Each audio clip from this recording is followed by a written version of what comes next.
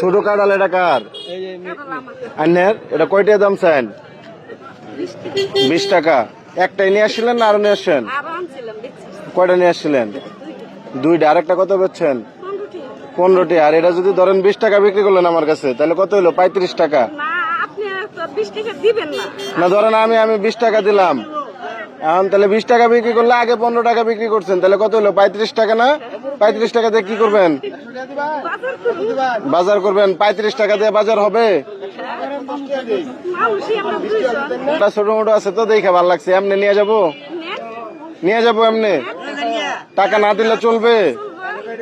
তাহলে আপনি না বললেন যে মানে এটা 20 টাকা বিক্রি করবেন, ওটা 15 টাকায় 35 টাকা দিয়ে বাজার করবেন, তাহলে আধা কেজি ভেন্ডি নিয়ে যাবেন 15 টাকা দিয়ে?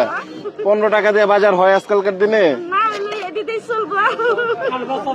মানে আমি কিন্তু ফাইজলামি করতেছি না, সত্যি সত্যি যদি দেন তাহলে নিয়ে যাবো আর কি।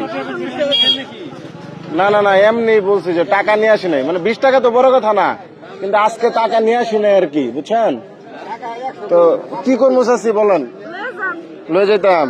দুইজন মানুষ, কাঁঠালটা না বেচে তো খাওয়া ভালো যেত। তরকারি মরকারি নিবেন এটার জন্য। আপনার নাম কি? মমতাজ। যেহেতু আপনি আমার ফ্রিতে কাঁঠাল দিচ্ছেন বা দিতে চাইছেন না, এর জন্য যদি আমি একটা সামান্য পুরস্কার দিই, নেওয়া যাবে?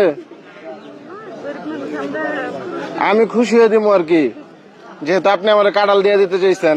এই যে আপনার পুরস্কার ধরেন। এটা কেন পাইছেন বলতে পারবেন? কেন পাইছেন? না, গরিব মানুষ দেখে না, আপনি তো হয়তো এমনি আর্থিক ভাবে গরিব হতে পারেন, মনের দিক দিয়ে কি গরিব আপনি? এই যে আপনি এটা বিক্রি কইরা 30 টাকা দিয়ে বাজার করবেন, ওইখানে এটা আমার ফ্রিতে দিয়ে দিতেছেন।